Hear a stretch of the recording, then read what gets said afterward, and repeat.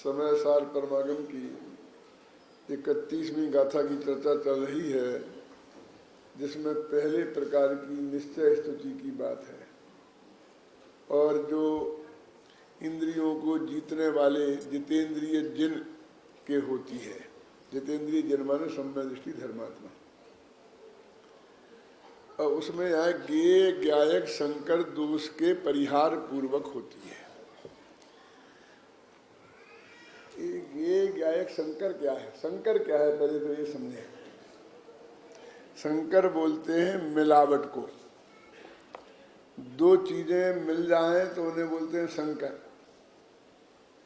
जैसे कि गधी और घोड़े के संयोग से जो पैदा होते हैं उन्हें खच्चर बोलते हैं ना, वो संकर है। आप समझे ना? ऐसे ही विजातीय द्रव्यों के संयोग से जो विजातीय द्रव्य हों उनके संयोग की स्थिति को बोलते हैं संकर मिलावट, है ना? क्या ये शंकर बाजरा आता कि नहीं आता? ये भी ऐसे ही पैदा किया गया है, इसका नाम शंकर पड़ा, अनाज में भी।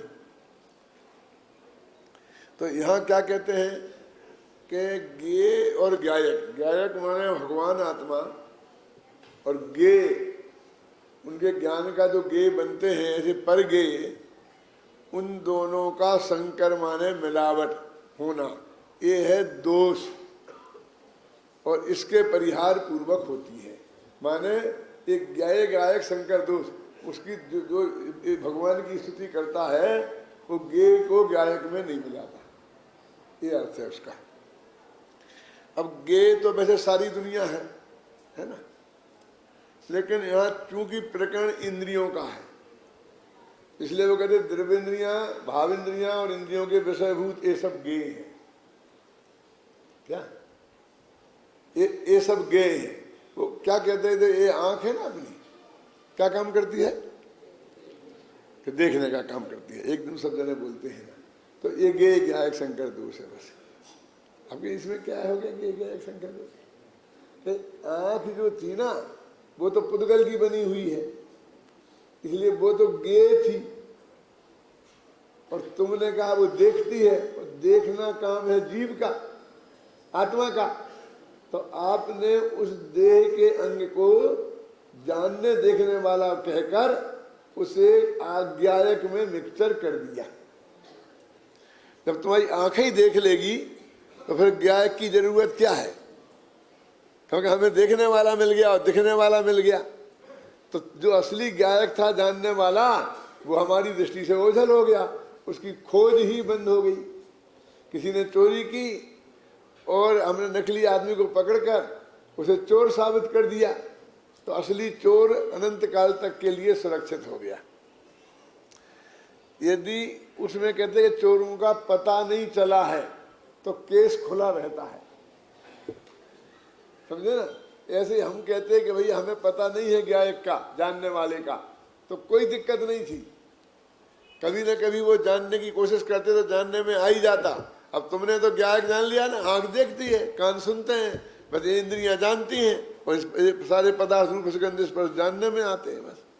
तो जानने में आने में आके पुद्गल हो गया, रूप सुगंध स्पर्श। तो आकाश भी ज्ञेय नहीं रहा, धर्म द्रव्य भी ज्ञेय नहीं रहे, ख्याल में ना? तो वहां ज्ञेय में भी घोटाला हो गया और यहाँ जानने में भी घोटाला हो गया। और क्या हुआ कि जो ज्ञेय थी इंद्रियां, उनमें से ही एक हमने ज्ञायक मान लिया। ऐसा कई जगह हुआ है, ऐसा घोटाला। घबराना नहीं है, पूरी बात सुनना। क्या अपन कहते हैं भाई देखो, एक आत्मा में सुख नाम का गुण है ना, और उसकी दो पर्याय हैं, और एक का नाम है सुख और एक का नाम है दुख, ठीक है?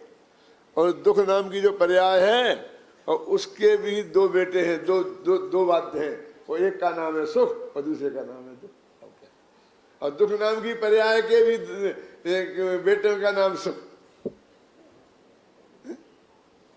तो अभी भ्रम पैदा होगा ना, वो है तो दुख, अब उसे तुमने नाम दे दिया सुख, और आगम में कोई तुमने नहीं दे दिया। दिक्कत तो ये है ना, है? और उसका नाम सांसारिक सुख। अब कोई भी जो फिर ये तो बाइफरकेशन अपन भेद करते हैं तब की बात है।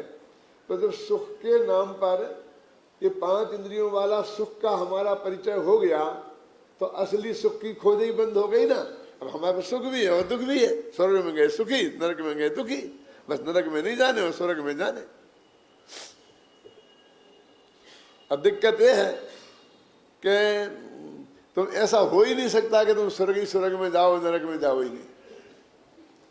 2000 सागर के लिए निकलता है ना, तो 2/3 हिस्सा स्वर्ग में रहता हो, 1/3 हिस्सा नरक में। क्यों? तो तुम अकेला स्वर्ग में जाना हो ही नहीं सकता, रहना, और अकेला नरक में भी रहना हो ही नहीं सकता। जरा इस पे गंभीरता से विचार करोगे तो ये दुनिया के धर्मात्मा और अधर्मात्मा सब एक भाव बिक जाएंगे। क्या? क्यों? कि वो तो 2000 सागर को निकला है, तो जो भी किसी भी परिस्थिति में, जैसे आज आपको महापापी दिख रहा है, वो महापापी भी 2/3 हिस्सा स्वर्ग में बिताएगा। और स्वर्ग में मुफ्त में तो चला नहीं जाएगा, उसके पहले उसके जाने के योग्य पुण्य भाव हो। स्वर्ग माने देवगति, समझ लेना, अगला स्वर्ग में समझ लेना, समझ लेना। तो यानी इतने शुभ भाव वो करेगा, अभी भले ही अशुभ कर रहा है, और जो बहुत शुभ भाव करता दिखाई दे रहा है, वो भी यदि नई संबंध दर्शन प्राप्त किया तो वो भी उतना ही काल स्वर्ग नरक में बिताएगा। तो उसे नरक में असुनेंगे ना, यानी वो नरक में जाएगा तो बिना वैसे भाव किए थोड़ी जाएगा। यानी उसका अर्थ यह है कि वो भी पाप भाव करेगा और वो भी पुण्य भाव करेगा, है ना। तो ये तो वो एक सुनिश्चित क्रम वाला जो सिद्धांत है करुणानियोग कान्हा जी, उसके हिसाब से इसमें कोई ज्यादा दम नहीं है। तुम कोई पुरुषार्थ करके बहुत बड़ा बड़ा तीर मांग लोगे कि मैं स्वर्ग में जाने का पुरुषार्थ कर लूंगा तो बहुत बड़ा तीर मार लोगे, ऐसा मत समझना। वो तो तुम्हारा अपने मति अनुसार गति का सिद्धांत है, लेकिन वास्तव में स्थिति तो गति अनुसार मति है। क्योंकि गति पहले नक्की है और मति बाद में होनी है। मति माने कि जब वो भाव होगा ना और जब वो कर्म बंधेगा तो बाद में होगा ना, और वो अनादिकाल से ही नक्की है। 3 भाव भावमंडल में देख लेते हैं ना, तो तीनों भाव पहले नक्की है और बंधेंगे बाद में। तो गति अनुसार मति हुआ कि मति अनुसार गति हुआ। रामायण में भी लिखा है, जाको प्रभु दारुण दुख देई और ताकि मति पहले ही हर लेई। उनके यहाँ भी भगवान को किसी को भयंकर दुख देना पड़ता है ना, तो पहले उसकी बुद्धि का अपहरण करना पड़ता है, क्योंकि बुद्धि काम करे और भगवान भी उसे दुखी नहीं कर सकता।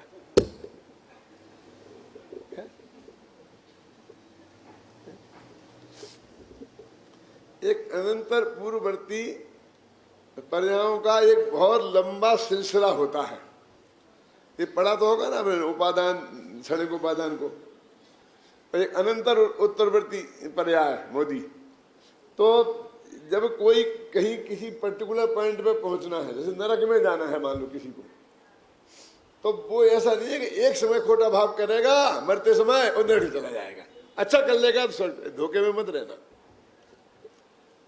हम जिंदगी भर पाप करेंगे, पंडित जी बढ़ते बढ़ते हमारा मरण सुधार देना। जीवन किसी को नहीं सुधरवाना है, सबको मरण सुधरवाना है। और सुधरेगा उसका मरण जिसका जीवन सुधरेगा। क्यों? अनंतर पूर्ववर्ती पर्यायों का एक सिलसिला है, वो बहुत पहले से शुरू होता है, एक सेकंड में नहीं बदलता है। तो एक शुभ परिणाम, फिर शुभ उसका अभाव हो गया, दूसरा शुभ उसका, उससे उत्कृष्ट जाति का, उससे उत्कृष्ट जाति का, ऐसे होते होते होते जैसे बच्चा माँ के पेट में जो अपन पैदा होती इतना बार देखते हैं पैदा होता ही है, ऐसा नहीं हुआ है। वो 9 महीने में ऐसा विकसित हुआ है। वो पहले दिन के पहले मिनट की पोजीशन आप देखते, क्यों? और एक एक मिनट में वो कैसा कैसा बढ़ा है, वो सारा हिसाब है उसमें। तुम्हें दिखता है इकट्ठा 9 महीने बाद इकट्ठा, वो एक दिन में पैदा होते ही नहीं बढ़ गया है इतना। ऐसे ही जिस दिशा में जहां जिसको जाना होता है, उस दिशा की तरफ उसके परिणाम नियम से उल्टे उल्टे उसी दिशा में बहने लगते हैं। बहुत पहले से। अपन कहते हैं अपन जान लेते हैं कि भाई इसकी गति है, सदगति होने वाली है, इसकी दुर्गति होने वाली है। अपन कहते कुछ लोगों के बुढ़ापे में मति बिगड़ जाती है, इसकी बुराई उसकी बुराई, झगड़ा टंटा जहाँ बैठे जहाँ, बिल्कुल है ना। और कुछ लोगों का परिणाम शांत हो जाता, तो भी नरक में जाने वाले होते हैं, उनकी मति बिगड़ जाती है। और जो स्वर्गाधिक में जाने वाले होते हैं वो बिगड़ जाती है। लेकिन उससे कोई, मैं कुछ नहीं कहना चाहता हूँ कि वो तो स्वर्ग में जाएगा तो फिर नरक का नंबर आने वाला है, कभी बिगड़ने ही वाली है मति। ये जो स्वर्ग नरक का चक्कर तोड़ना, इसका नाम जैन धर्म है। धर्म इसके लिए करना है, हमें इसके लिए समझना है धर्म को कि ये जो अनादि का चक्कर है ये टूट जाए। ये सुबह सुबह तो होते ही रहेंगे, तो ये गे क्या है, तो कहते इंद्रियां थी गे, कौन अभी कहते हैं द्रव्य इंद्रियां, इंद्रियां थी गे, और हमने उसे गेयों में शामिल नहीं करके जानने वाले की पार्टी में शामिल कर लिया। ये जानने में आने वाले तुम सब, और जानने वाला मैं माने कौन, आत्मा का ज्ञान गुण, और ये आँख की रचना, ये सब ये मैं। ऐसा पंडित हुकुमचंद गायक, पंडित हुकुमचंद गायक नहीं है, आत्मा गायक है, क्योंकि पंडित हुकुमचंद इस मिक्सचर का नाम है, समझ रहे ना। तो गे को हमने गायक में शामिल कर लिया, इसका नाम है गे गायक शंकर दोष। अभिनव जी ख्याल में है कितनी स्पष्ट है। अभी द्रव्य इंद्रिय की बात तो उन्होंने कही थी, शरीर परिणाम को प्राप्त द्रव्य इंद्रियां हैं, तो इसका मतलब है हमने शरीर और आत्मा को एक मान लिया, मैंने शरीर को हमने गायक में मान लिया। पूज्य गुरुदेव श्री गोरा भूरा चेहरा, खिलखिलाता गुलाब के फूल जैसा, क्यों। अब हमने स्वामी जी को गोरे भूरे चेहरे को शामिल कर लिया, क्योंकि यदि वो गोरा भूरा नहीं होता, भाग्य से यदि वे सांवले होते तो क्या करते हम, और चेहरा खिलखिलाता नहीं होता, गंभीरता से ही मान लो कि वो तत्व की बात बताते तो हमें उसके लाभ नहीं होता, उसका हमें ग्रहण नहीं होता क्या। लेकिन हमने तो कांजी स्वामी को हम कह रहे पूरा व्यक्तित्व, उसको हम ख्याल में ही ना, तो कहते हैं बहुत से गे को हमने गायक की पार्टी में शामिल कर लिया। जैसे मैं कभी कभी उदाहरण देता हूँ ना कि यहाँ पर दो होते हैं, एक वक्ता और एक श्रोता, यही होते कि नहीं होते। अभी मैं वक्ता हूँ तो उत्तम चंद जी वक्ता है क्या श्रोता, बड़े दादा वक्ता है क्या श्रोता, अन्ना जी वक्ता है क्या श्रोता, बोलो। उल्टा भी हो सकता है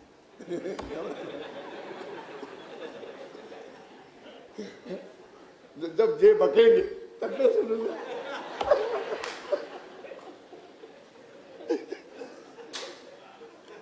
अभी तो आप बके।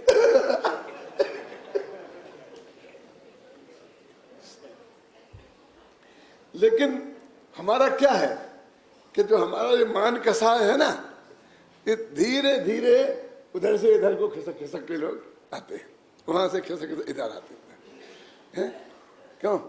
और सबका बस चले तो नीचे कोई रहे ही नहीं तो सामने बैठ के सुनो ना, लेकिन पीछे बैठ के सुनना है, क्या करें। तो इसलिए कहते हैं कि एक गायक और सारा जगत गे, तो गायक के सामने रहो ना, तुम गे हो, तुम गायक की पार्टी में क्यों शामिल होते हो। ये शरीर एक गायक की पार्टी में शामिल हो गया। इस शरीर परिणाम को प्राप्त जो द्रव्य इंद्रियां हैं उन्हें हमने गायक मान लिया, गायक की पार्टी का मान लिया, तो इसका नाम है गे गायक शंकर दोष। अब और आगे थोड़े बढ़ो, ये तो द्रव्य इंद्रियां हैं, अब भाव इंद्रिय तो ज्ञान का क्षयोपम है, तो वो तो ज्ञान गुण की पर्याय है। अब वो यहाँ कह रहे कि वो भी गे है, तुमने उसे गायक मान लिया, वो तो उसको लोग अच्छे से पंडित मानते हैं, क्यों। अपन लोग भी मानते ही थे ना, गुरुदेव नहीं बताते तो माल क्या होता था, क्यों कि वो जो भाविंद्री है गे, क्योंकि पूरी इंद्रियां गे है ना, द्रव्येंद्रिय भाविंद्रिय उनके विषय, अकेला हम उनके विषयों को ही गे मानते हैं। द्रव्येंद्रिय और भाविंद्रिय इन दोनों को गायक में शामिल कर लेते हैं, और उनके द्वारा जो जानने में आता है उसको मानते हैं हम गे। गड़बड़ी क्या करते ख्याल में आ गई ना। तो ये गे गायक शंकर दोष है। तो अब इसमें क्या आ गया कि वो राग भाव भी आ गया और छेवसम भाव भी आ गया, ख्याल में है ना। और वो शरीर परिणाम को प्राप्त द्रव्य इंद्रियां भी आ गई, और इनके माध्यम से जो ज्ञान है तो उसमें सारा पुद्गल जो इसके जानने में आता वो गे, और वो ये है गे और आत्मा है गायक, और उन दोनों के मिक्सचर का नाम है गे गायक और शंकर। और ये दोष है क्योंकि ये शंकर है ही नहीं, ये मिले हैं ही नहीं। ज्ञान हमेशा गे से जुदा रहा है। जैसे दाल में आपने नमक डाला है ना, तो मिल गया बिल्कुल, क्यों कि नहीं मिला। सेवंती लाल जी, नहीं मिला तो निकाल दो जरा, हमारा हम वापस निकालना है, हमको इतना नमक नहीं चाहिए, ब्लड प्रेशर के मरीज है, निकाल लो। नहीं निकाल सकता ना, तो मिल ही गया ना। नहीं मिला है क्योंकि मिल गया होता तो जब आप उसे खाते हो तो नमक ज्यादा हो गया ये कैसे बोलते हो, नमक कम है ये कैसे बोलते हो। यानी ज्ञान ने उसे जाना कि इसमें कितना नमक है, इसका मतलब अभी भी वो जुदा है, मिला नहीं है। ऐसे तुम्हें गे में गायक शंकर मिले दिखते हैं, लेकिन अमिल मिलाप जो मितम में जुड़े कान सो, वो अमिल मिलाप है, जैसे कान से नितम जुड़ गया हो, ऐसा कभी मिलते ही नहीं। तो ये ऐसा मानना कि ये कभी मिलते ही नहीं है, ये गे गायक शंकर दोष का परिहार है। तो क्या कहते हैं, वो प्रथम प्रकार की जो निश्चय स्तुति है वो गे गायक शंकर दोष के परिहार पूर्वक जितेंद्रिय जिनके होती है। तो तीन चीजें आ गई ना, जितेंद्रिय जिन, गे गायक शंकर दोष का परिहार, और वो क्या तीसरी प्रथम प्रकार की निश्चय स्तुति। तो ये चौथे गुण स्थान की माने श्रद्धा और ज्ञान गुण की अपेक्षा, माने अकेले आपके ज्ञान ने जाना कि गे जुदा है और ज्ञान जुदा है, और आपके श्रद्धा गुण ने स्वीकार किया, बस वो प्रथम स्तुति हो गई। अब ये जीव ऐसा है कि ये जीव बाह्य में व्यवहार स्तुति करता हुआ भी देखा जा सकता है, समझ गए ना। चौथा, अब वे जो दूसरी स्तुति वाले हैं, अब उनके तुम पहली पहली पहली पहली बार बार कह रहे हो, तो कोई दूसरी भी होती होगी, तीसरी भी होती होगी कि हाँ होती है ना। तो दूसरी और तीसरी तो बहुत सरल है, एक वाक्य में ही मैं आपको समझा सकता हूं। उपसम श्रेणी वाले द्वितीय स्तुति वाले हैं, और छपक श्रेणी वाले तृतीय स्तुति वाले, बड़ी तीसरी तो बात है क्या है? अब फिर उसका लंबा करेंगे अब विस्तार। भाव भावक शंकर दोष की अभाव पूर्वक होने वाली है, समझे ना, वो द्वितीय स्थिति है, और भाव भावक भाव की अभाव पूर्वक होने वाली है वो तृतीय स्थिति है। और भाव भावक शंकर दोष क्या है और भाव भावक भाव का अभाव क्या है, वो सब चर्चा अपन करेंगे आगे के व्याख्यानों में। लेकिन मतलब इतनी सी बात है कि गे गायक शंकर दोष, भाव भावक शंकर दोष, और क्या भाव भावक भाव के अभाव पूर्वक।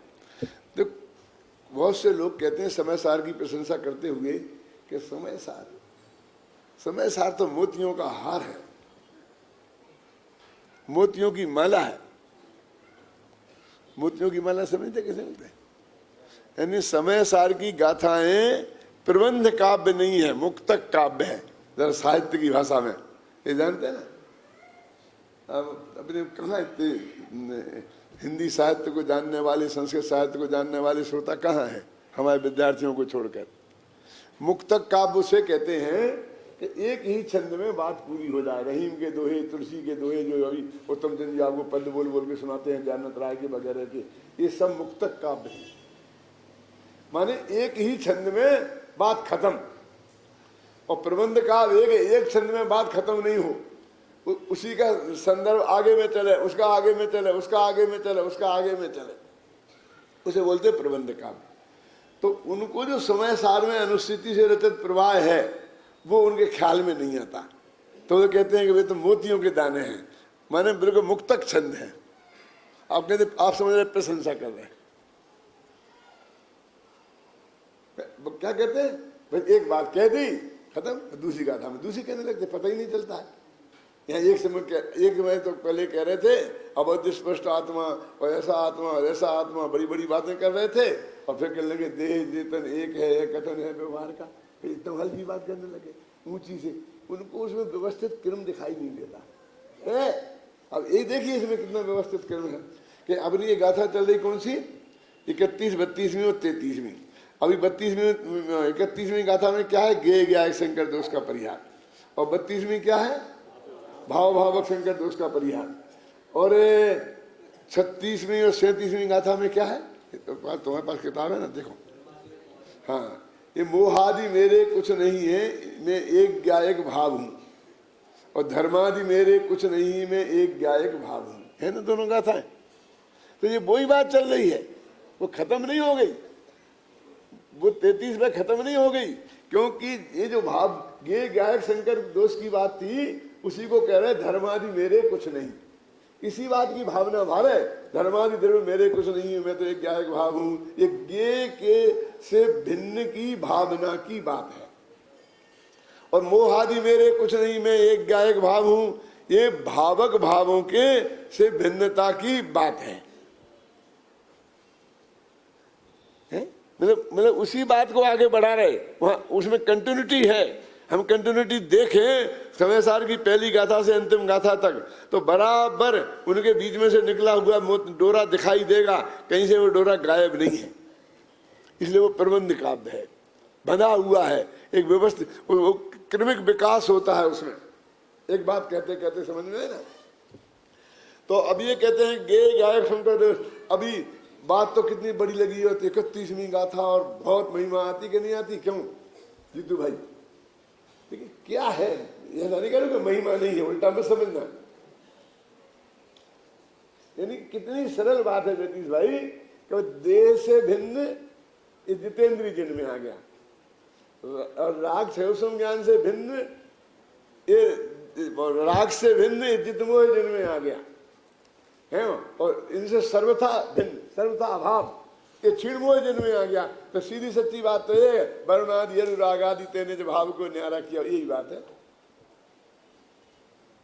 जो वर्णादि और भाव से भागादि से अपने भाव को न्यारा किया, वो किया तो बस तुम्हारी तीनों स्थितियां हो जाएंगी निश्चय की। यही है ना, पर तुमने आत्मा का अनुभव किया कि तीनों स्थितियां हो गई बिना ही करे। जैसे मैंने कहा था ना, बाहुबली ने दीक्षा ली, और दीक्षा लेने के बाद में ध्यान में खड़े हो गए, तो केवल ज्ञान होने के पहले वहां से हिले ही नहीं। तो फिर उनके ईरिया समिति और भाषा समिति थी कि नहीं थी, क्यों? अब यदि निश्चय से उस ध्यान को भी ईरिया समिति और भाषा समिति नहीं माने, तो फिर नहीं थी मानना पड़ेगा। फिर वो 28 मुड़मुड़ नहीं है, और 28 मुड़मुड़ नहीं है तो शादी कैसे हो सकती है? माने वो तर्कसंगत है, वो मानना जरूरी है। ख्याल में नहीं, वो व्यवहार वाले ही को माने। वो व्यवहार वाली तो 4 हाथ जमीन देख के चलने की बात है ना, वो तो जब चले तब 4 हाथ देख के जमीन चले, और नहीं चले तो उसके लिए चलना जरूरी है क्या? माफी मांगे, प्रतिक्रमण बोलते हैं ना, आलोचना प्रतिक्रमण, तो फिर गलती करें फिर माफी मांगे, क्यों? और गलती नहीं करें तो आगे आएगा समय सार में प्रतिक्रमण अप्रतिक्रमण, और प्रतिक्रमण को विष कहा है कि तुम्हें गलती करो माफी मांगो, कोई अच्छी बात है। गलती नहीं करो तो माफी नहीं मांगो, तो अप्रतिक्रमण माने प्रतिक्रमण नहीं करना ये अमृत है, और प्रतिक्रमण करना ये विष है, ऐसा लगा। यत्रा प्रतिक्रमण में विष प्रणीतम, क्यों? ये माने मेरे कहने का मतलब ये है कि कोई और एकदम बात बदल नहीं गई है। वो ही देह से भिन्नता की बात चल रही थी। कम्मेनो कम्मम्मी अहमद में कम से कम्मेनो कम्मम जाए साखल बुद्धि अपरिबुद्धो हबरी तावे, वही भेद विज्ञान की बात चल रही थी और वही बात आगे आगे चल रही है। बस इनको निश्चय स्थिति क्यों कह दिया जबरदस्ती? अरे भैया शिष्य ने पिछले व्यवहार स्थिति का किया था ना, ये सब स्थितियां झूठी हो जाएंगी। मेरा तो बहुत स्पष्ट चिंतन है कि उस ज़्यादा झगड़ा में मैं नहीं पढ़ना चाहता हूँ, लेकिन जैन दर्शन अकर्तावादी दर्शन है, ख्याल में है ना। किसी नए से मतलब भगवान को कहीं कर्ता भी कह दिया होगा तो क्या उसको रट रट करके हिंदू समाज के बीच में रहने से वैसे ही कर्तावाद हमारे दिमाग में इतनी गहराई से घुसा हुआ है कि भाई भगवान की मर्जी, भगवान जो चाहेगा सो होगा। हम रोज ही ना हमारे मुँह से ये शब्द निकलते रहते हैं। चारों तरफ के इस प्रभाव से हमारा चित्त इतना दूषित रहता है कि जाने अनजाने क्यों हम वो वैसे वाक्य हमारे मुँह से निकलते रहते कि नहीं निकलते रहते हैं। तो हमारा ये जो तत्व ज्ञान है जिसमें लिखा था धारावाहिना बोध नेने, वो धारावाहिक बोध चलना चाहिए। कल भी आया था ना यहाँ पर, कौन सा आया था प्रकरण में कि निरंतर, हाँ ये इसमें आया था कि भेदाभ्यास के द्वारा। तो भेद के अभ्यास की बात ये मेरे नहीं है। ये कर्तृत्व का जो इतना जहर चढ़ा हुआ है तो 24 घंटा उस पर रहना चाहिए तेरे विकल्प में, करता नहीं करता नहीं करता नहीं करता नहीं करता नहीं। तो वो बीच में उस विकल्प को उठाने से क्या लाभ है? वो भेदाभ्यास में विघन है कि भेदाभ्यास का आभूषण है वो? मेरा मतलब है क्या करना चाहिए? क्या हमारे मतलब ये है कि वो फर्क ही नजर नहीं आता है?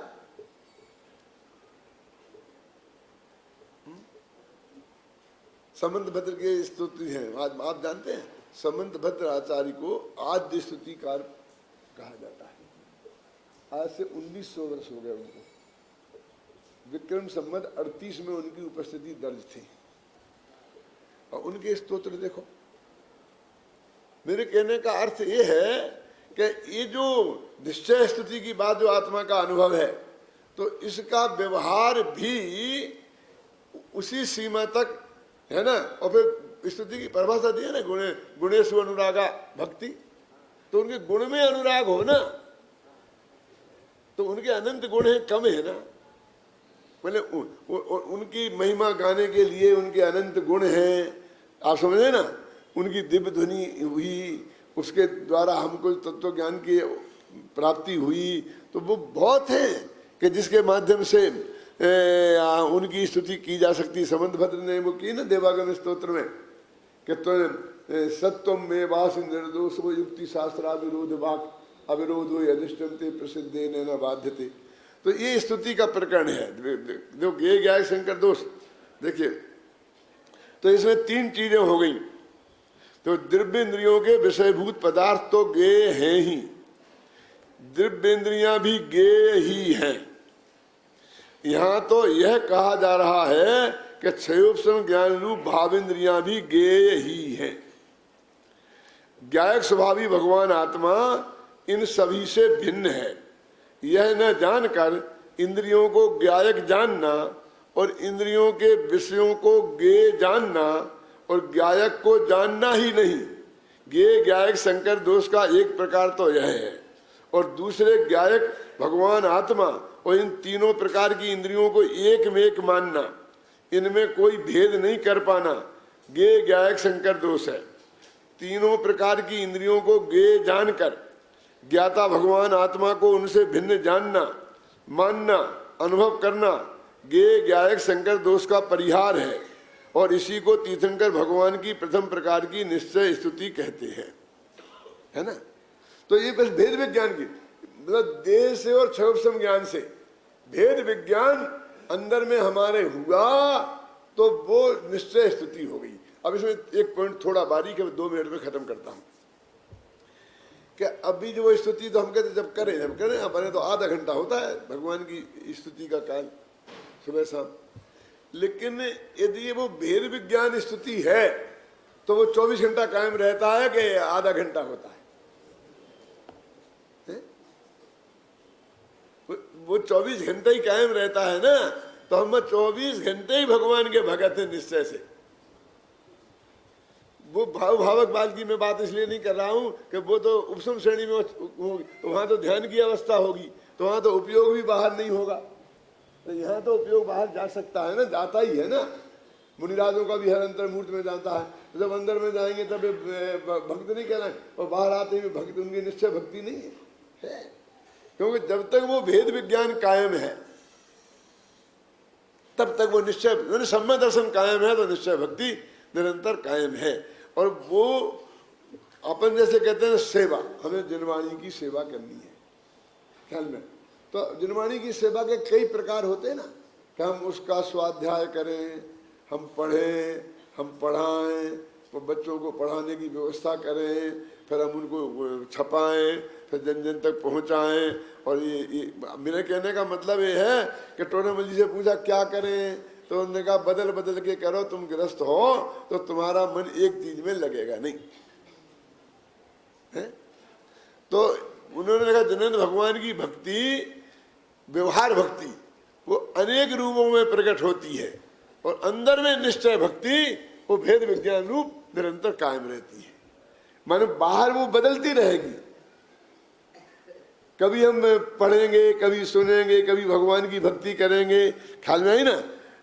कभी हम तीर्थ यात्रा पे जाएंगे, तो हम यहाँ सम्मेद शिखर तक गए, इतनी चक्कर के पहाड़ी पे चढ़ के गए, तो बिना उनके प्रति जो हमारा बहुमान है उसके बिना गए।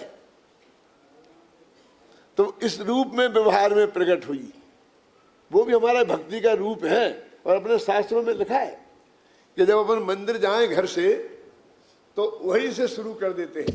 पहले की माताएं बहनें करती थी, मेरी जो सासू जी थी वो रोजीना घर से निकले और उन्होंने स्तुति बोलना शुरू की। एक स्तोत्र है ऐसा, उसका नाम है दृष्टाष्टक। उसकी पहली पंक्ति है उत्तम चंद जी, दृष्टम जनेन्द्र भवनम भवतापहारी, ये पंक्ति है। क्या अर्थ है इसका, कि मुझे जिनेन्द्र भगवान का भवन दिखाई दिया, सुरई दिखी दूर से, कि मुझे जिनेन्द्र भगवान का भवन दिखाई दे गया। कैसा है जिनेन्द्र भगवान का भवन, कि सोने का कलश जिस पे चढ़ रहा है, सफेदी से पुता हुआ है, संगमरमर का जगमगा रहा है, ये नहीं लिखा। कैसा है, भव तापहारी, के संसार के ताप को हरण करने वाला है। और वहां से शुरू कर दी, तो उसका भक्ति वहां से शुरू हुई कि नहीं, कि भगवान के सामने पहुंचेगा और जब वो सकल गे गायक की बोलेगा तभी स्तुति हो, भक्ति होगी। बोलो, यदि सचमुच उसका परिणाम सही है और सही जिनेंद्र भगवान को जा रहा है, तो वो यहीं से हो जाएगी कि नहीं हो जाएगी। अब इससे लंबाना चाहता हूं कि अब सम्मेद शिखर आप गए, तो जब मंदिर के लिए घर से निकले, तो उस वक्त से यदि भक्ति शुरू हो गई, तो सम्मेद शिखर को जब अपने घर से निकले तब से भक्ति शुरू हो गई।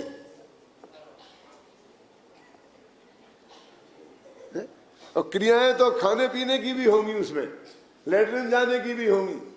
और निगम के उदाहरण में तो ऐसा लिखा है कि आप यात्रा को 2 महीने बाद जाने वाले हैं, और अभी तो बाजार जा रहे, लेकिन ऐसी सामग्री लेने जा रहे कि जो यात्रा में काम आएगी, उसके बिना यात्रा में काम नहीं होता है। क्यों, 2 कुर्ता सिला रहे हैं, 2 टोपियां सिला रहे हैं, क्यों, और भी बिस्तर बंदी की तैयारी कर रहे हैं।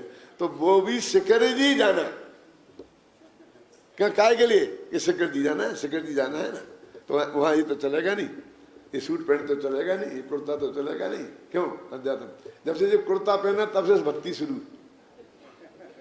क्योंकि अभी स्मारक में जा रहे हैं तो सूट पैंट तो चलेगा नहीं, तो कम से कम इतनी तो महिमा स्मारक की आई कि यहाँ सूट पैंट नहीं चलेगा, यहाँ धोती कुर्ता में जानना चाहिए।